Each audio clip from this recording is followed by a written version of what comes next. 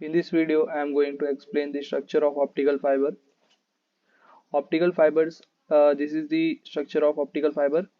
Optical fibers are basically made from the three elements: core, cladding, and buffer coating. These are the three important points which are very important from the exam point of view. And first point is that signal always and only passes through the core of the optical fiber.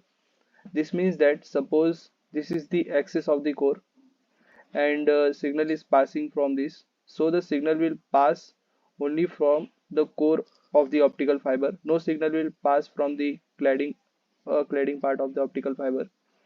And second point is that coating is used to protect the core and cladding of the fiber. This means that this is the buffer coating which is used to protect the cladding and the core of the optical fiber, because optical fibers are placed at the various regions.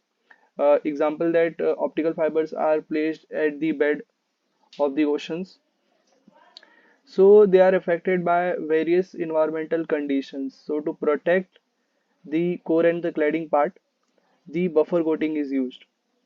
Third point is that refractive index of the core is greater than the refractive index of the cladding.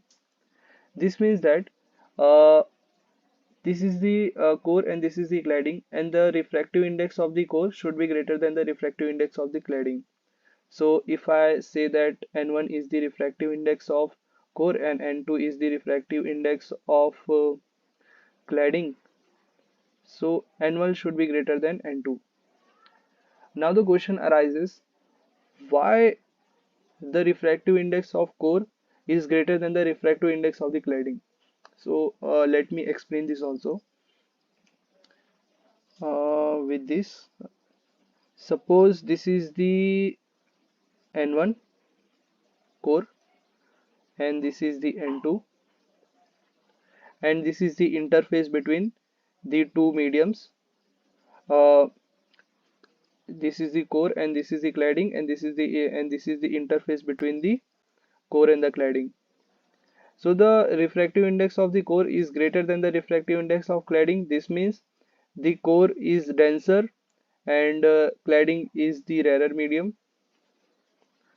Now when I incident the signal, and this is the incident angle, this is the incident angle theta 1. When I incident the signal, when I will pass the signal from the denser medium to the rarer medium, then the refracted angle will bent away from the normal, and this is the refracted angle theta 2. Okay, when I will increase the incident angle,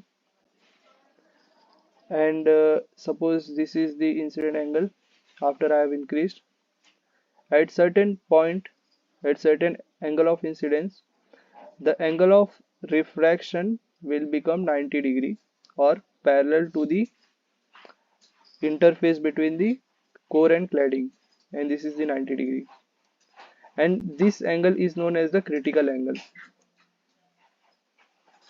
This angle is known as a critical angle. This is known as a critical angle. And when I will, after this point, when I will increase the angle of incidence, then the angle of refraction will take place inside the denser medium. So this is why the uh, refractive index of the core is greater than the refractive index of cladding, because the refraction will take place inside the core of the material. And as you know that fiber optics works on the principle of total internal refraction, and according to the first point, the signal always passes through the core of the optical fiber.